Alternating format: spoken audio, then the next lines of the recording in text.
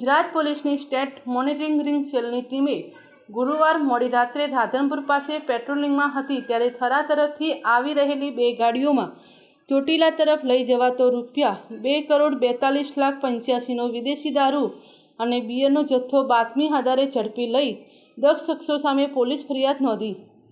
આરોપીઓ અને પોલીસ વચ્ચે ભાગમભાગ જેવી સ્થિતિ સર્જાઈ હતી। એક ગાડી રાધનપુર શહેરની સાંકડી ગલીઓમાં ઘૂસી ગઈ હતી।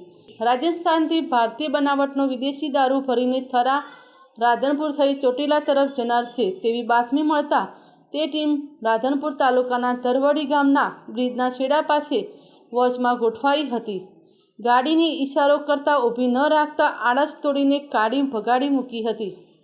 જ્યારે ગાડીનો પીછો કરતા રાધનપુરની ગલી ખાંચામાં રહેણાંક વિસ્તાર હવેલીવાસમાં ઘૂસી ગયા બાદ ખુલ્લા કમ્પાઉન્ડમાં ઊભી રાખીને ચાલક અને તેની બાજુ સાથે બેઠેલો શખ્સ નાસવા જતાં પોલીસે પકડી લીધા હતા, જેમાં 2 આરોપીની ધરપકડ કરી રાધનપુર પોલીસને સોંપવામાં આવ્યા હતા।